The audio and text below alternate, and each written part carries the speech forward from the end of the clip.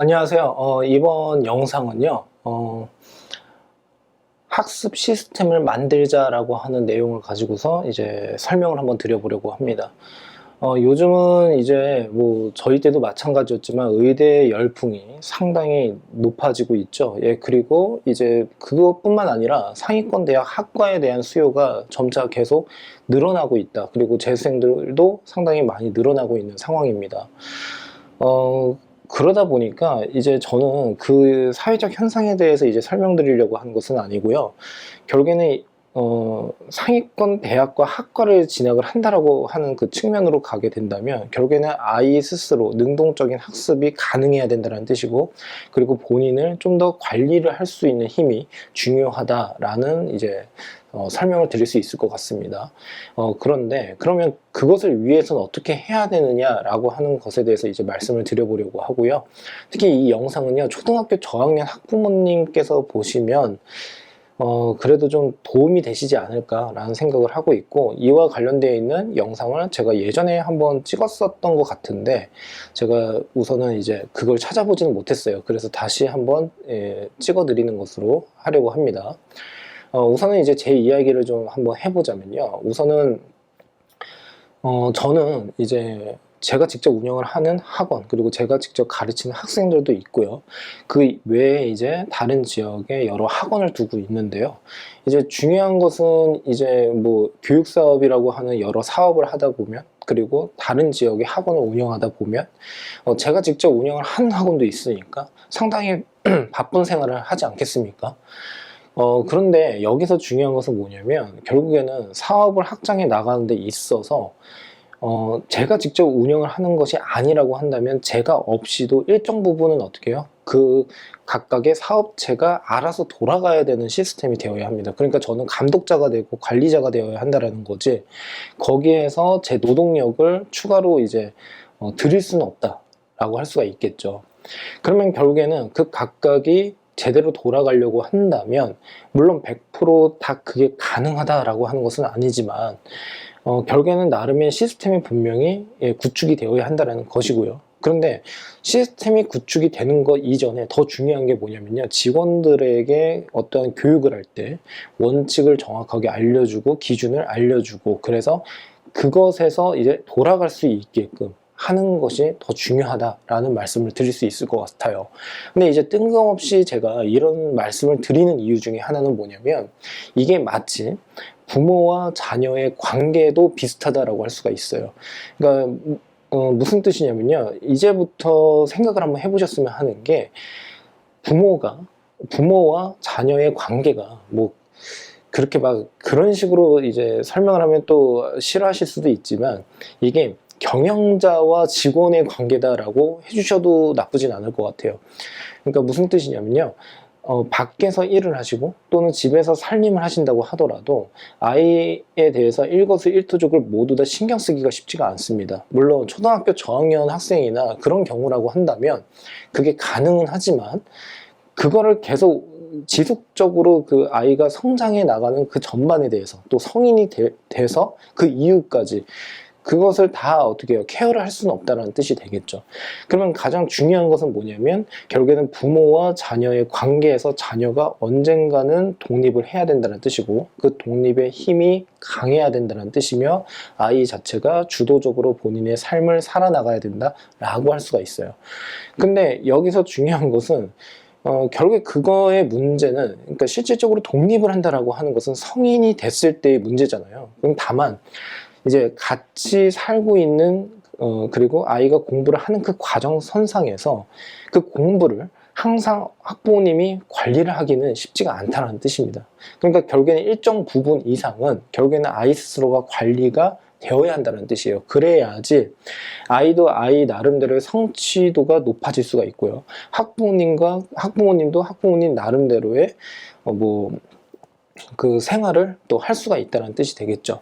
여기서의 포인트는 뭐냐면요, 학부모님이 자녀를 관찰하지 못하거나 관리를 하지 못했을 때 결국에는 아이 자체가 스스로 관리를 어떻게 할 수 있느냐라고 하는 것에 대해서 포인트를 두고 그것에 대해서 고민을 한번 해보실 필요가 있다는 뜻이 됩니다. 그래서 결국에는 이 학습 시스템이라고 하는 게 사실 그 시스템이라고 하는 것은 결국에는 어디서나 다 필요는 하지만 특히 학습 시스템이라고 하는 것은 개인한테 더 많이 필요하다라고 할 수가 있어요. 그럼 이거를 이제 어떻게 이제 만들어 주어야 하느냐라고 한다면 제 생각에는 초등학교 고학년도 사실 좀 늦은 감이 없지 않아 있습니다. 이유인즉슨 애들이 머리가 커 나가고 그리고 저희 때보다는 이제 애들이 매체에 워낙에 많이 노출이 되고 있는 상황, 그리고 주변 학생들의 영향을 많이 받아요. 친구한테 훨씬 더요. 그러니까 어느 정도 성장을 하게 되면 알 건 다 안다라는 거예요. 그러면 이 친구들이 어느 정도 머리가 크고 본인도 어느 정도 알고 있다라고 알 건 다 알아요 라는 식으로 간다라고 한다면 부모와 자식의 그 관계가 거의 대등하거나 아니면 자식이 부모보다 더 위에 있는 이러한 위치 관계가 될 수가 있다는 뜻이 되겠죠. 그러니까 결국에는 부모의 입장에서 봤을 때는 아이가 성장하면 할수록 컨트롤을 하기가 너무 어려워진다는 뜻입니다. 자, 그렇다고 해서 막 아이를 막 쪼아야 된다 이런 설명을 드리는 것이 아니라요. 적어도 아이 자체가 초등학교 예를 들어서 4학년 이전까지는 우선은 부모님이 무서운 줄을 알아야 되고요. 그 다음에 두 번째는 부모님의 입장에서 아이한테 꼭 정확하게 지켜야 되는 원칙과 기준을 좀 마련을 해서 그거를 강요를 해야 된다라고 생각을 하고 있습니다. 그러니까 이게 제가 이렇게까지 표현을 하는 이유가 뭐냐면요. 실상 이제 젊은 학부모님들, 그러니까 저와 비슷한 세대의 학부모님이나 아니면 뭐 40대 중후반 이 학부모님들 같은 경우에 아이를 양육하는 과정 선상에서 이렇게 보면은 사실 저희 때는 체벌이 좀 많았잖아요. 그러니까 거기에 대해서 반감이 많은 세대란 말이죠. 예, 그러다 보니까 우리 아이만큼은 조금 더 배려하고 존중을 해주면서 키워야겠구나 라고 하는 생각을 하세요. 그리고 저도 그거를 인정을 하고 그게 좋다라고 생각을 합니다. 다만 그 배려와 존중이라고 하는 것을 통해서 아이한테 끌려가면 안 된다는 뜻이에요. 네. 그러니까 무엇인가를 선택하고 할 때 아이 생각도 물어볼 수는 있지만 그 생각에서 잘못된 거나 뭔가 교정이 필요하다라고 하는 것에 대해서는 강력한 제재가 들어가야 된다라고 할 수가 있거든요. 그래서 저는 이제 어떤 생각을 하고 있냐면요. 어릴 때는 꽉 조였다가 어느 정도 조였다가 성장해 나가면서 점차 그거를 이렇게 풀어준다? 예, 풀어준다라고 하는 표현이 좀 더 맞지 않을까 싶습니다. 그러면 이제 여기에서 이제 간단한 예를 하나 들어드릴게요. 예를 들어서 아이들이 학교에서 왔습니다. 그리고 집에 왔어요. 그럼 먼저 해야 되는 것은 씻는 겁니다. 그렇죠? 손발을 씻고 그리고 이제 집에 들어와서 해야 되는 것 중에 하나는 그날 해야 되는 숙제나 아니면 과제물이 있다라고 한다면 학교 숙제, 뭐 과제물 이걸 먼저 하고 그 이후에 특별히 뭐 학원 숙제가 있다라고 하게 된다면 그 부분 좀 시키고 그 이후에 보상을 맨 마지막에 두고서 결국에는 해야 될 걸 먼저 하고 그 다음에 너만의 또는 개인의 쉬는 시간을 가져야 된다라는 그러한 개념을 좀 심어줘야 되지 않을까 라는 생각을 되게 많이 하고 있어요. 그러다 보니까 이게 어떻게 보면은 듣는 사람의 입장에 따라서 좀 달라질 수가 있는 게 그럼 할 거를 다 시키게 되면은 그 늦은 시간까지 공부를 하는 경우도 분명히 있잖아요. 그러니까 이게 양 조절과 그리고 학습에 대한 조절이 그때는 학부모님이 약간 적극적으로 개입을 할 필요는 있습니다. 예를 들어서 잠자는 시간 자체를 예를 들어서 10시다라고 한다면 저학년입니다. 초등학교 저학년이 10시에 잔다라고 하게 된다면 10시 이전에 뭐 할 수 있는 거 또는 1시간 정도는 좀 놀려야겠다라고 한다면 9시부터 10시까지는 너만의 그냥 너만의 자유시간 이런 식으로 주고 그리고 9시까지는 뭐 밥도 먹고 숙제도 하고 그리고 뭐 해야 될 거 뭐 과제물이 있다라고 한다면 그 시간 동안은 이걸 이렇게 해야 돼 라는 식으로 강하게 어필을 해주셔야 된다는 뜻이 되겠죠. 저는 어떤 생각을 하고 있냐면요. 과제물을 많이 한다 이거가 중요한 게 아니라 그리고 수행 능력이 좋다라고 하는 게 그게 중요한 게 아니라요. 초등학교 저학년 학생이라고 한다면 이러한 루틴을 꾸준하게 지속적으로 오랫동안 가지고 가야 된다는 게 되게 중요하다라고 생각을 하고 있거든요. 그러니까 일주일에 그러니까 하루에 2시간, 3시간을 공부를 한다고 하더라도 또는 뭐 매우 어린 학생 같은 경우에는 하루에 뭐 한두 시간을 공부를 한다고 하더라도 그 루틴을 끝까지 계속 쭉 가지고 가야 된다. 예, 이런 생각을 좀 하고 있어요. 심지어 주말에도 마찬가지로요. 만약 그게 가능하다라고 한다면요. 어, 근데 이거 자체가 결국에 제 생각은 학습 시스템이 된다는 뜻입니다. 그러면 항상 이 친구들이 항상 이런 패턴대로 생활을 해 나간다라고 하게 된다면, 그것도 몇 년씩 계속요. 그러면 이 친구들이 나중에 초등학교 고학년 그리고 중학교를 갔을 때, 그때는 그 학습 시스템에 기반을 해서 실력을 쌓는 쪽으로 가야 된다는 뜻이 되겠죠. 나름대로 아이한테 좋은 교육을 시키고 그리고 질 좋은 학습을 시킨다라고 하는 그런 건 너무너무 좋은 생각이기는 하지만, 일정 루틴이 있지를 않으면 이 친구한테 실질적으로 정말 효율적인 학습이 뭔지, 질 좋은 학습이 뭔지를 판단하기가 정말 어렵습니다. 예를 들어볼게요. 예를 들어서 어떤 빡센 학원을 보내고 싶어요. 그래서 그 학원을 갔으면 좋겠다라는 거예요. 그런데 이제 주변 이야기를 이렇게 한번 쭉 들어보고 그러니까 숙제를 하는데 상당 시간 오래 걸린다라고 할 수가 있는 거죠. 그러면 그동안의 아이가 어떤 식으로 지내왔는지에 대한 명확한 패턴이 좀 관찰이 되고 그걸 통해서 계산까지 가능하다라고 한다면, 실제 이 아이가 그 학원에 가서 좀 더 효율적이고 효과적인 학습을 할 수 있겠구나, 또는 힘들겠구나 라고 생각을 할 수가 있는데, 그렇지를 못한다라고 하게 된다면 결국에는 이제 주변 학부모님이 좋다고 하는 학원으로 그냥 갈 수밖에 없는 상황이 된다는 뜻이 되겠죠. 즉 무슨 뜻이냐면요, 이런 것이 없으면 학부모님 입장에서도 판단 기준이 명확하지를 않으니까 결국에 대세를 따를 수밖에 없다는 뜻이 됩니다. 예. 그래서 뭐 여러 가지 설명을 좀 드릴 수는 있지만, 그러니까 이런 식으로 이제 학부모님이 스스로 능동적으로 판단해서 아이의 교육을 하는 것처럼 보이지만, 어떻게 보면은 남한테 또 끌려다니는 그러한 상황이 또 펼쳐질 수가 있다. 예, 이런 설명을 드릴 수 있을 것 같고요. 그러다 보니까 역시나 어릴 때 그런 학습 패턴과 그 다음에 학습 규칙, 이런 것을 통해서 시스템을 만들고 아이가 자연스럽게 집에 오면 본인이 먼저 해야 될 것을 먼저 꺼내서 공부를 하는 그 모습 하나, 그것만 제대로 보일 수 있게끔만 해 놓으면요, 분명히 나중에 가서는 엄청 큰 효과가 있어요.